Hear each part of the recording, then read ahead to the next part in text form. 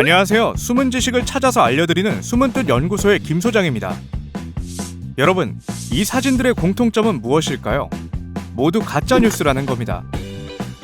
하늘을 나는 펭귄은 영국 BBC 방송의 만우절 보도였고, 윌리엄 왕세자의 손가락은 숫자 3을 나타낸 거였습니다.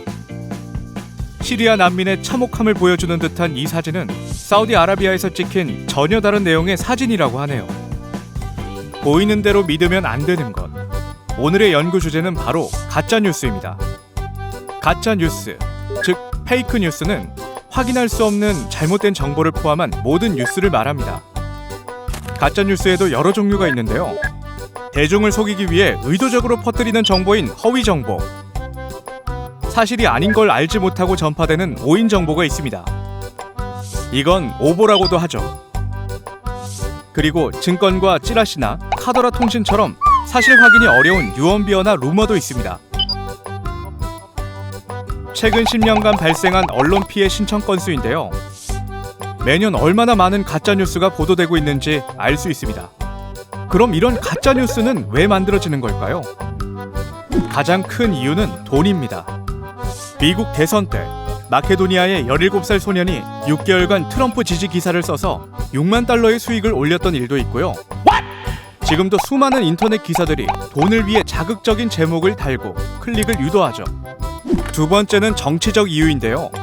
선거철에 상대방을 비방하는 가짜뉴스가 쏟아지고 정치적 이슈를 덮기 위해 다른 자극적인 기사를 내보내는 일도 많죠.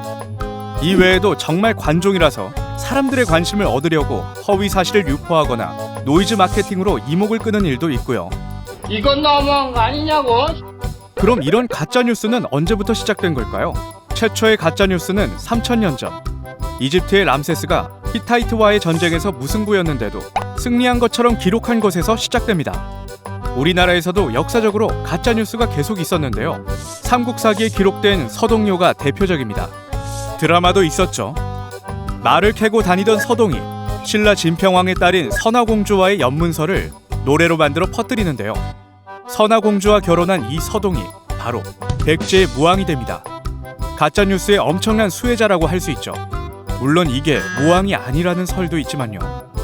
역사 속 가장 끔찍한 가짜뉴스는 관동 대학살인데요.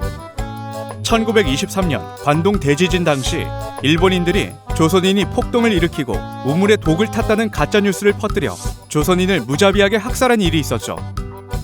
자국의 혼란을 외부의 탓으로 돌려 결속력을 다지려는 일종의 선동이었습니다. 그리고 1980년 5.18 민주화운동 당시에도 수많은 오보와 가짜뉴스들이 판을 쳤습니다. 당시 정부에서는 전체 기사의 25.7%를 삭제했고 정부의 무자비한 진압으로 벌어진 유혈 사태가 마치 폭도들의 데모인 것처럼 왜곡 보도되는 일도 많았습니다. 방송뿐만 아니라 인터넷, 소셜 네트워크까지 더 많은 플랫폼이 생긴 현대에는 더 많은 가짜뉴스가 쏟아져 나오고 있습니다. 미국 대선 당시 프란치스코 교황이 트럼프를 지지한다는 가짜뉴스도 있었고 페이스북의 가짜뉴스가 기성뉴스보다 더 많이 소비되기도 했습니다. 다양한 매체와 기술의 발전으로 가짜뉴스도 점점 진화하고 있는데요. 얼굴과 목소리를 합성해 영상을 만들어내는 딥페이크는 실제 인물이 말하는 것 같은 영상으로 가짜뉴스를 더 감쪽같이 만들어냅니다. 이 딥페이크 방식은 N번방에서 유포된 음란물을 만드는 데 사용되기도 했습니다. 이제 영상을 눈으로 보면서도 믿을 수 없는 세상이 되어버렸는데요. 그럼 우리는 무엇을 믿어야 하고 또 걸러야 할까요? 그래서 가짜뉴스를 구별하는 몇 가지 팁을 알려드릴게요. 가짜뉴스 구별법 첫 번째는 뉴스의 출처를 파악하는 것입니다. 가짜뉴스는 출처가 불분명할 뿐 아니라 개인 또는 가짜 사이트를 통해 유포되는 경우가 많습니다. 걸리면 거짓말이 자동으로 나와. 정확한 출처를 찾기 위해서는 유명 언론 매체에서 동일한 기사를 검색해 확인해보는 것도 좋은 방법입니다. 두 번째는 자극적인 표현, 맞춤법 오류가 없는지 확인하는 것입니다. 주로 충격 등으로 시작하는 제목의 기사는 제목과 내용이 맞지 않는 경우가 많습니다. 그리고 정확한 확인이나 검수 없이 기사를 마구잡이로 내보내기 때문에 맞춤법 오류가 많습니다. 세 번째는 작성 날짜 확인하는 것입니다. 내용이 아무래도 이상하다 싶으면 기사의 작성 날짜를 확인해서 예전의 사건을 다시 쓴 기사가 아닌지 확인해 보는 것이 좋습니다. 마지막으로 풍자인지 확인하는 것입니다. 만우절 장난이라든지 풍자를 위한 뉴스를 그대로 받아들인 것은 아닌지 알아볼 필요가 있습니다.